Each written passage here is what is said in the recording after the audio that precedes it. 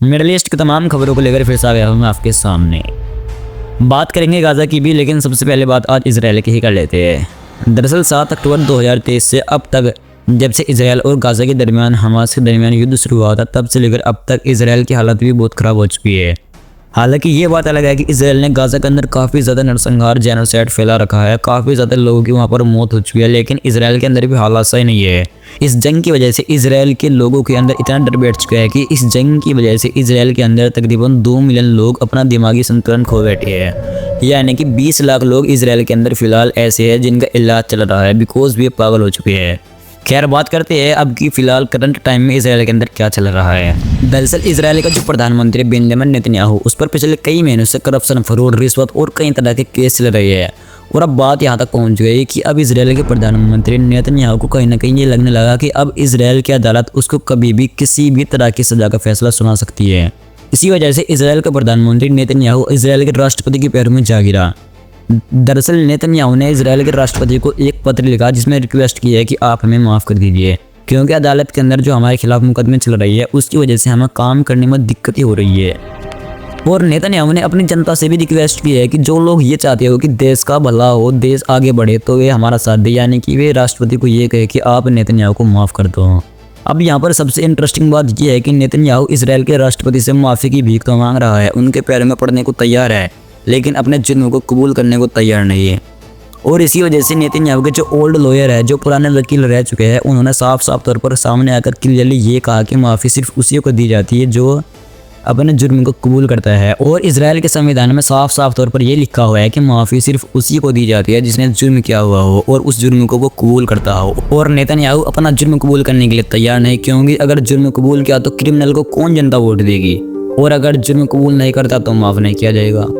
हुमायूं जो इजराइल के पूर्व प्रधानमंत्री है, जो नेतन्याहू से पहले इजराइल की कुर्सी पर बैठे हुए थे, उनका कहना है कि हम भी नेतन्याहू के साथ हैं।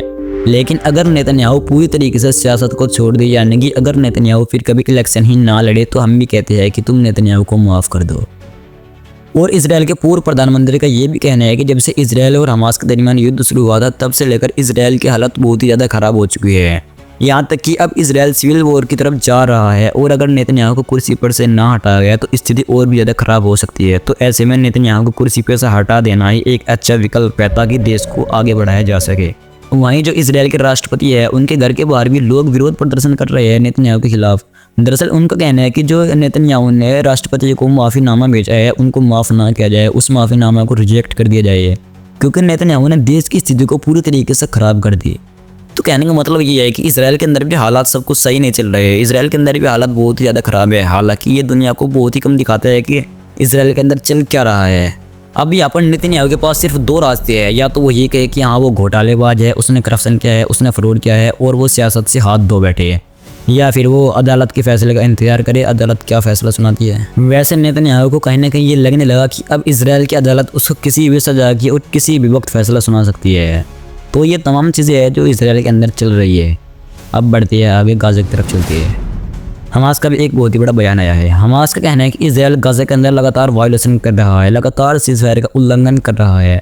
इजराइल के ऊपर किसी का कोई दबाव पड़ ही नहीं रहा। 10 अक्टूबर जब से इजराइल और हमास के दरमियान सीज़फायर हुआ था, तब से लेकर इजराइल सीज़फायर के किसी एक पॉइंट में भी बंधा हुआ नजर नहीं आ रहा, यानी कि इजराइल जो चाहे गाज़ा के अंदर कर रहा है। हमास का कहना है कि इजराइल रेजिस्टेंट को उकसा रहा है, यानी कि जो फ़लस्तीन के अंदर संगठन है जैसे हमास, उनको उकसा रहा है ताकि ये भी इजराइल पर दोबारा हमला करे। लेकिन हमास का कहना है कि अगर हमने हथियारों से जवाब दिया तो इसका भारी नुकसान गाज़ा को उठाना पड़ सकता है, और इसका फ़ायदा इजराइल को और नेतन्याहू को होगा।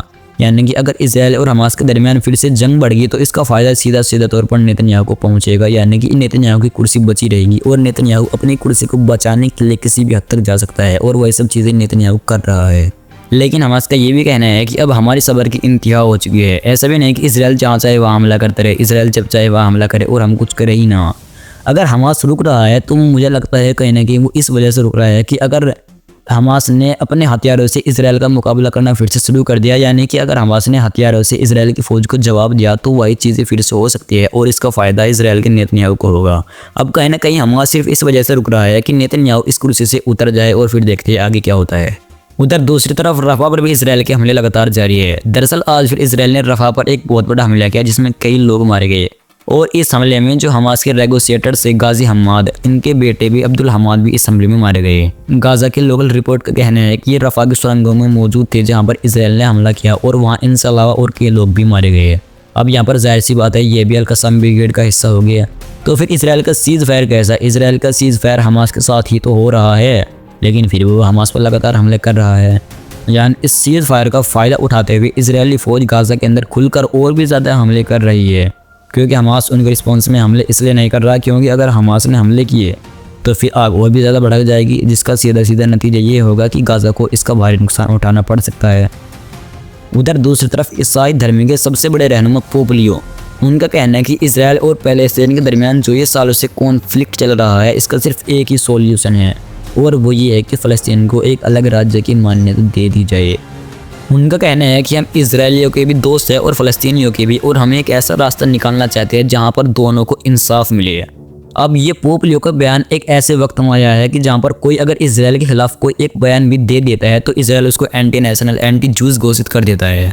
अब यहाँ पर देखने वाली बात ये होगी, क्या इसराइल इनको भी एंटी इसराइल या एंटी जूस घोषित कर देगा? उधर दूसरी तरफ यमन के हालात भी सही नहीं है। दरअसल यमन का वो एरिया जो हूतीज़ के कंट्रोल में है, यूएन का कहना है कि उस एरिया में भूखमरी, बेरोजगारी और लोगों के पास काम नहीं, ये तमाम चीज़ें उस एरिया में चल रही है।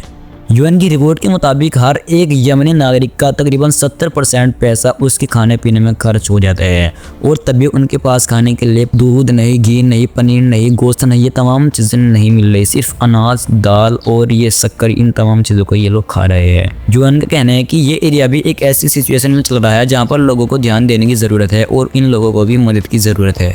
वहीं दूसरी तरफ तुर्की और ईरान के दरमियान भी रिश्ते काफ़ी ज़्यादा मजबूत होते नजर आ रहे हैं। दरअसल ईरान का कहना है कि तुर्की और ईरान के दरमियान इख्तलाफात होने के बावजूद हम दोनों फिर भी काफ़ी ज़्यादा करीब है। कल है ईरान और तुर्की के फॉरेन मिनिस्टर दोनों एक जगह मिले, दोनों के साथ बातचीत हुई जिसमें ट्रेड, मिलिट्री पावर और कई तरह की बातचीत हुई है, जिससे एग्जैक्टली ये सब चीज़ें बाहर निकलती है कि इन दोनों के दरमियान भी रिश्ते काफ़ी ज़्यादा नज़दीक हो रहे हैं। तो दोस्तों ये तमाम चीज़ें हैं जो मिडल ईस्ट की तरफ चल रही है। बाकी आप अपना ख्याल रखिए, फिर मिलते हैं किसी दूसरी वीडियो में।